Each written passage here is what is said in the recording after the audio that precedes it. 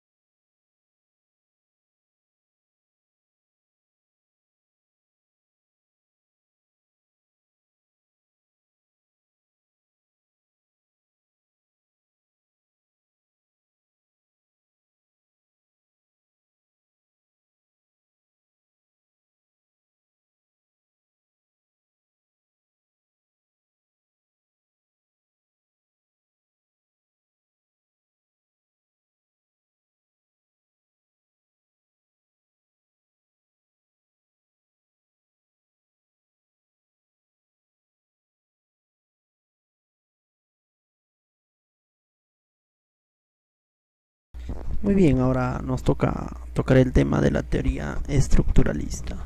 Al final de la década de 1950, la teoría de las relaciones humanas entró en decadencia.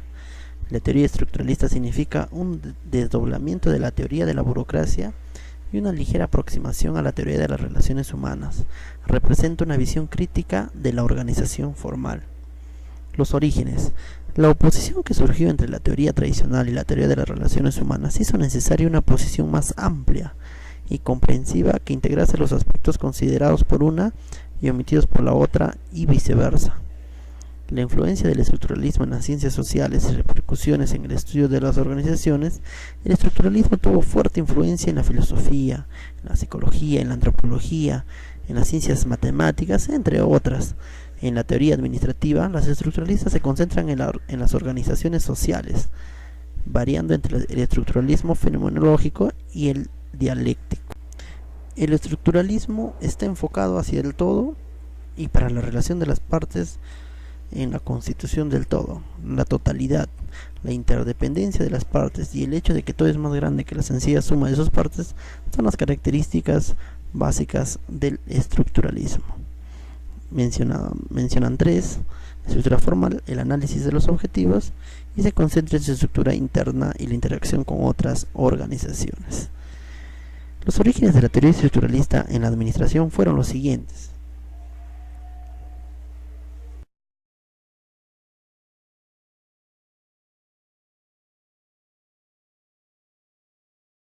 El estructuralismo se preocupó exclusivamente por las estructuras e ignoró otros modos de comprender la realidad.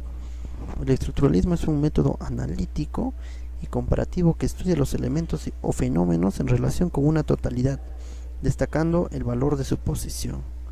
Los autores estructuralistas buscan interrelacionar las organizaciones con su ambiente externo, que es la sociedad organizacional, caracterizada por la interdependencia de las organizaciones.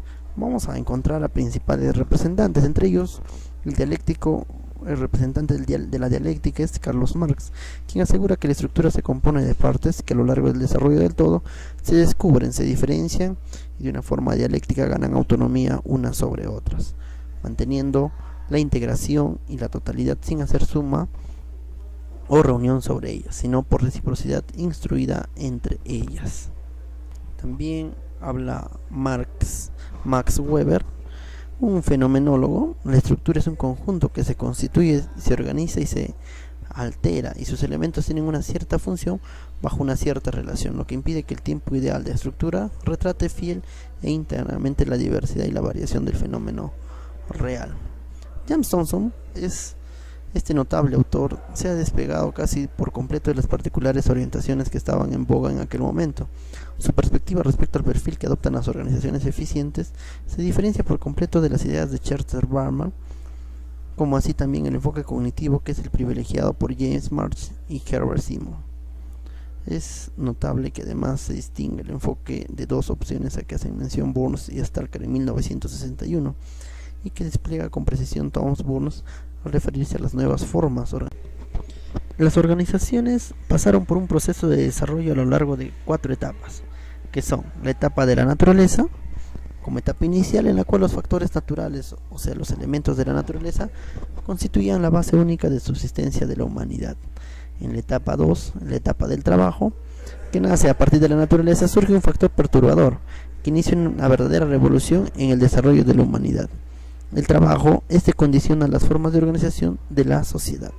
La etapa 3 habla de la etapa del capital, en la cual prepondera sobre la naturaleza y el trabajo, transformándose en uno de los factores básicos de toda vida social. Igual pasamos a la cuarta etapa, que es el de la organización, en el cual ya se someten los 3 anteriores, la naturaleza, el trabajo y el capital, para formar y dar luz a la organización. La sociedad ha pasado por varias etapas para alcanzar un alto grado de industrialización. Son las siguientes. Vamos a mencionar 4 de los principales. El universalismo de la Edad Media, caracterizada por la predominancia del espíritu religioso. El liberalismo económico llega a ser el número 2, que también acompaña el tema social en los siglos XVII y XIX, caracterizado por el ablandamiento de la influencia estatal y por el desarrollo del capitalismo. El 3, el socialismo con la llegada del siglo XX, obligando al capitalismo a dirigirse por el camino del máximo desarrollo posible. La actualidad, que se caracteriza por una sociedad de organizaciones. Muy bien, vamos a tocar el tema ahora de la teoría de sistemas. Orígenes de la teoría de sistemas. La teoría general de sistemas surgió con los trabajos del alemán Ludwig von Bertalanffy, un alemán muy conocido dentro del mundo de los sistemas, ¿no? No busca solucionar problemas o intenta solucionar prácticas, pero sí producir teorías y formulaciones conceptuales que pueden crear condiciones aptas para seguir desarrollando nuestras cosas. Orígenes. Muy bien, siguiendo con el tema del origen de la administración, se fundamenta en 3 premisas básicas. Primero, los sistemas existen dentro de sistemas, cada sistema existe dentro de otro que es aún más grande. Segundo, los sistemas son abiertos, es consecuencia del anterior. Cada sistema que se examine, excepto el menor o mayor, recibe y descarga algo en los otros sistemas. O sea, todo funciona mediante un entrelazado, ¿no? No hay ninguna forma desintegrada de trabajar. Y como tercero, las funciones de un sistema dependen de su estructura. Para los sistemas biológicos y mecánicos esta afirmación es intuitiva, o sea, se habla ya de percepción. La teoría de sistemas, así también, hay muchos conceptos que debemos conocer. Por ejemplo, el sistema es un todo organizado y complejo, un conjunto o combinación de cosas o partes que forman un todo complejo o unitario. Es un conjunto de objetos unidos por alguna forma de dependencia. Miramos el gráfico. De igual modo vamos a encontrar las características de los sistemas. Tiene un propósito, que todo sistema, como también tiene relaciones, definen una distribución que trata siempre de alcanzar un objetivo. Ese es un propósito, ¿no? Tratar de alcanzar su objetivo. Todo sistema tiene una siguiente característica también, que es la homeostasia. Es el equilibrio dinámico entre las partes del sistema, al fin de alcanzar el equilibrio interno con los cambios externos que también están en el entorno, ¿no? Esa es la homeostasia.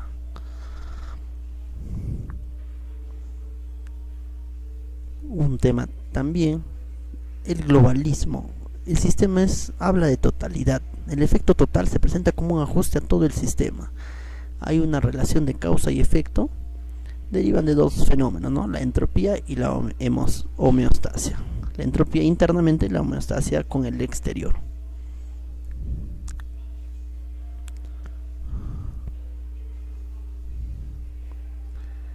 La entropía es la tendencia de los sistemas a desgastarse, a desintegrarse para el relajamiento de los estándares y un aumento de la aleatoriedad. La entropía aumenta con el correr del tiempo.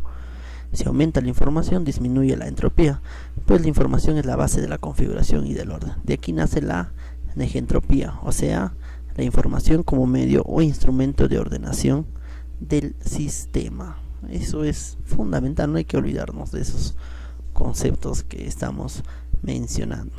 Las características del sistema tienen un siguiente punto, que es los tipos de sistemas que podemos encontrar.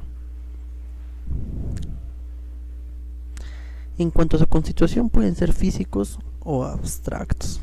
Vamos a ver, por ejemplo, los físicos o concretos, los que son tangibles, ¿no? Los equipos, las maquinarias, objetos y cosas reales. Por ejemplo, todo lo que es hardware, como lo conocemos dentro del mundo de los sistemas. Y los sistemas abstractos están compuestos por planes, hipótesis e ideas. Muchas veces solo existen en el pensamiento de las personas. Es decir, es el software, ¿no? Ya, hardware y software. Hardware lo tangible y software lo que no es tangible. En cuanto a su naturaleza, pueden ser cerrados o abiertos. Lo mencionábamos, ¿no? Los sistemas abiertos presentan intercambio con el ambiente a través de entradas y salidas. Intercambian energía y materia con el ambiente. Son adaptivos para sobrevivir. Su estructura es óptima cuando el conjunto de elementos del sistema se organiza aproximándose a una operación adaptiva. La adaptabilidad habla de este tema, ¿no? Ahí vemos en el gráfico. y cuando en el caso puedan ser cerrados, no presentan intercambio con el medio ambiente que los rodea, son herméticos, o sea, totalmente que no tiene influencia del medio ambiente. Se aplica el término a los sistemas completamente estructurados, donde los elementos y relaciones se combinan de una manera peculiar y rígida, produciendo una salida invariable. Y tal es el caso, por ejemplo, como las máquinas, ¿no? Que siguen un circuito ya estructurado dentro de su funcionamiento.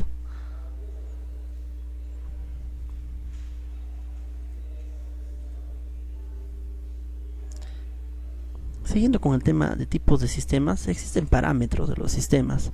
Hay requisito también conocer esto. Hablamos de entrada, de salidas de recursos, entradas y salidas de recursos mediante un proceso.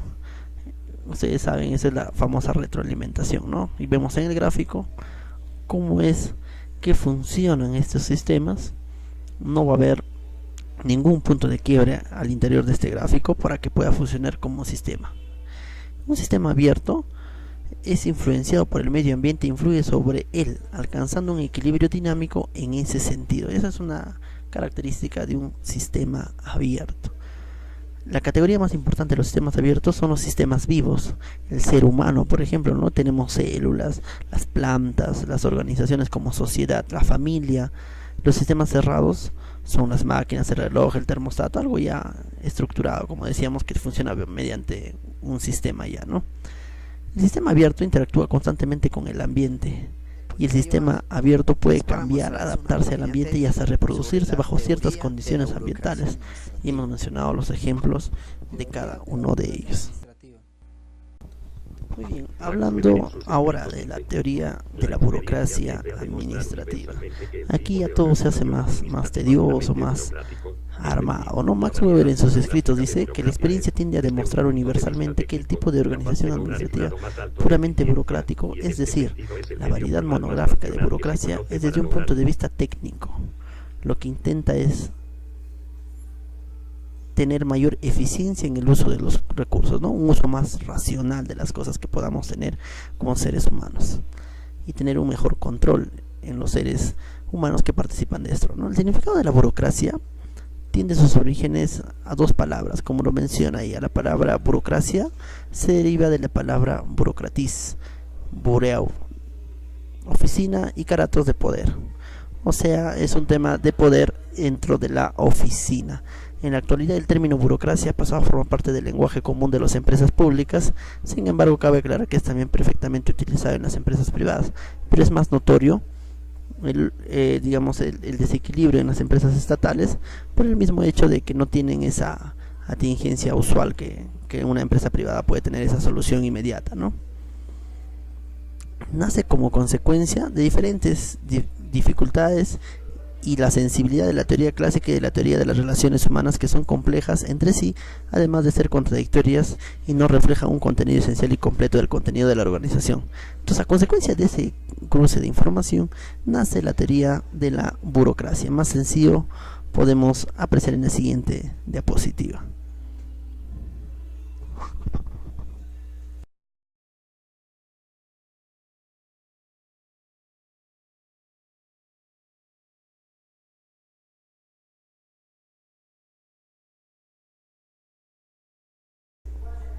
Muy bien, ahora en esta oportunidad vamos a tocar el tema de la teoría de la burocracia administrativa. Max Weber en sus escritos dice, ¿no? La experiencia tiende a demostrar universalmente que el tipo de organización administrativa puramente burocrático, es decir, la variedad monográfica de burocracia, es desde un punto de vista técnico capaz de lograr el grado más alto de eficiencia, y en este sentido es el medio formal más racional que se conoce para lograr un control efectivo sobre los seres humanos.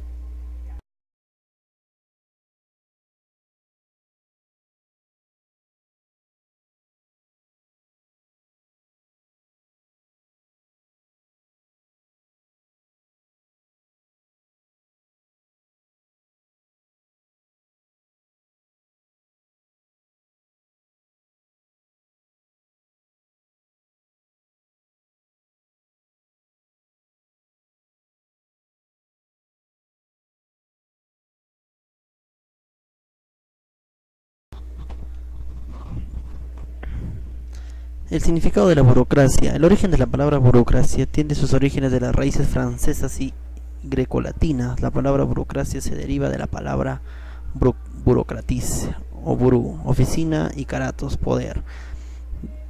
Es decir, abarca un contenido de oficina, un poder a través del escritorio. En la actualidad el término burocracia ha pasado a formar parte del lenguaje común de las empresas públicas, o en todo caso conocido como empresas estatales, ¿no?